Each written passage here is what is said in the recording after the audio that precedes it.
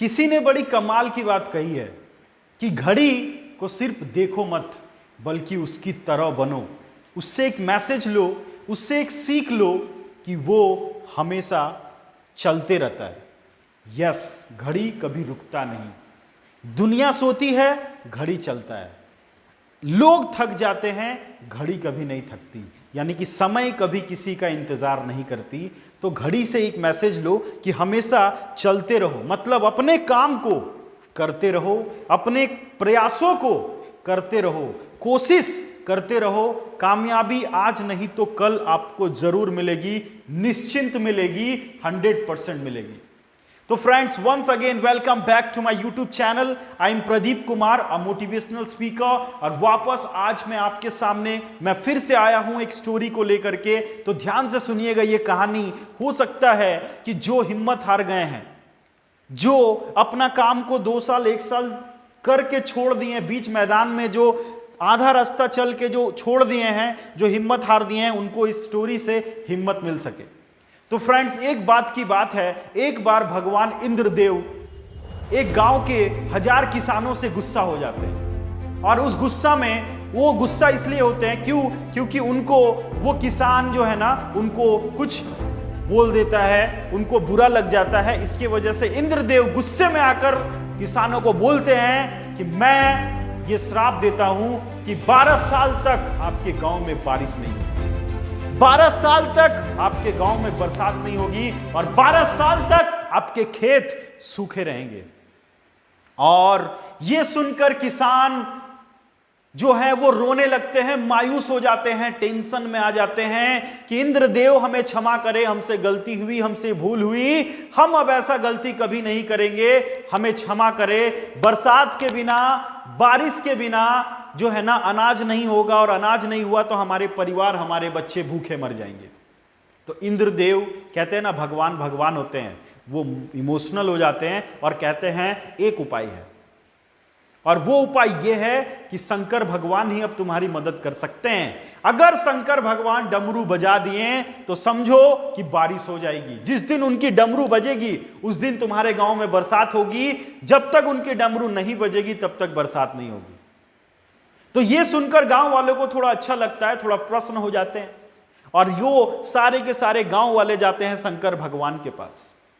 और इंद्रदेव जी पहले ही शंकर भगवान को यह मैसेज दे देते हैं कि देखिए, उस गांव ने मेरा अपमान किया है, तो आप जो है ना डमरू नहीं बजाएंगे।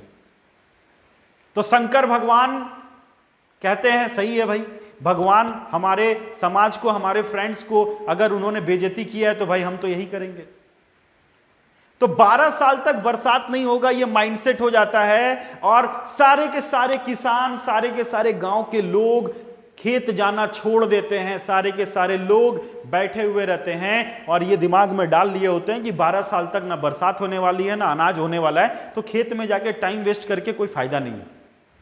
बट एक दिन अचानक ऐसा होता है कि एक गांव का आदमी अपना कुदाल लेके अपने खेत में जाता है, और वो रोजाना जाना चालू करता है। 1 दिन, 2 दिन, 3 दिन, 4 दिन, 10 दिन, 20 दिन, 2 महीना, वो रोज जाता है अपने खेत में, और वो जो है ना अपना काम को करते रहता है, अपना काम को करते रहता है। यानी कि अनाज उगाने के लिए जो प्रक्रिया है कि खेतों को खोदना, मट्टी उगाना, उसको बीज लगाना, वो सारी की सारी काम वो करते रहता है। तो एक बार एक गांव में, पंचायत में बैठे होते हैं 10-15 गांव के लोग, तो उनसे पूछ ही लेता है कि अरे तुमको पता नहीं है कि 12 साल तक यहां बरसात नहीं होने वाला है, 12 साल तक इस गांव में पानी नहीं आने वाला है, और तुम क्या अपना टाइम वेस्ट कर रहे हो मूर्ख? तुम क्यों अपना एनर्जी वेस्ट कर रहे हो मूर्ख? तुम क्यों अपना समय बर्बाद कर रहे हो मूर्ख? तुम्हें पता नहीं है कि 12 साल तक जो है वो बरसात नहीं होने वाला है? इंद्र भगवान का ये आदेश है। तो ये शंकर भगवान ऊपर से सारे के सारे चीज देख रहे होते हैं, और पार्वती जी उनके साथ होती है।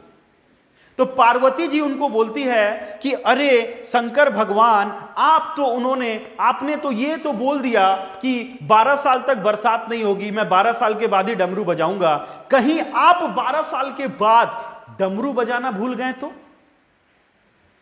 ये सुनकर शंकर भगवान भी शॉक्ड हो गए। बोले यार, ये तो तुमने सही बोला है, 12 साल के बाद मेरा डमरू काम नहीं किया तो चलो एक बार चेक कर लेते हैं। और शंकर भगवान उठाते हैं डमरू और चेक करते हैं कि मेरा डमरू बज रहा है कि नहीं बज रहा है। और जैसे ही डमरू बजता है उस गांव में बरसात आ जाती है। और जब उस गांव में बरसात होता है तो वो इंसान, सारे के सारे गांव वाले शॉक्ड हो जाते हैं, अरे यार बरसात कैसे हो गया।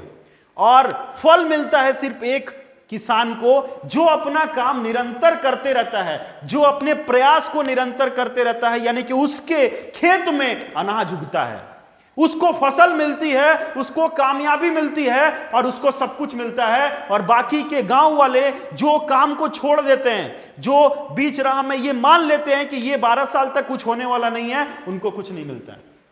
और उस किसान को वो सब कुछ मिलता है जो अपना काम को निरंतर प्रयास करते रहता है। तो फ्रेंड्स, स्टोरी का यही मैसेज है कि आप भी अपने जिंदगी के अंदर अगर कामयाब होना चाहते हैं तो आप भी अपना काम को डेली करें, पर डे करें, हर दिन करें। किसी भी दिन आप अपने माइंड में यह नहीं डालें कि आज नहीं करेंगे, कल नहीं करेंगे। 6 महीना करके काम को छोड़े मत, हिम्मत मत हारे, काम हमेशा करते रहें, काम हमेशा करते रहें। ऊपर वाला भी आपका परीक्षा लेता है और एक ना एक दिन आपको रिजल्ट जरूर मिलता है। कहते हैं ना, कामयाबी एक दिन में नहीं मिलती, एक रात में नहीं मिलती। कामयाबी पाने के लिए कई रात जागना पड़ता है, कई स्ट्रगल करना पड़ता है। दशरथ मांझी को कई साल लग गए पहाड़ तोड़ने में, शाहरुख खान को कई साल लगे एक्टर बनने में। और आप कहते हैं कि आपको एक दिन में कामयाबी मिल जाएगी। नहीं फ्रेंड्स, कामयाबी उसी को मिलती है जो निरंतर हमेशा अपना काम को करते रहते हैं और वो लोगों की बातों में नहीं आते। तो friends, once again thank you.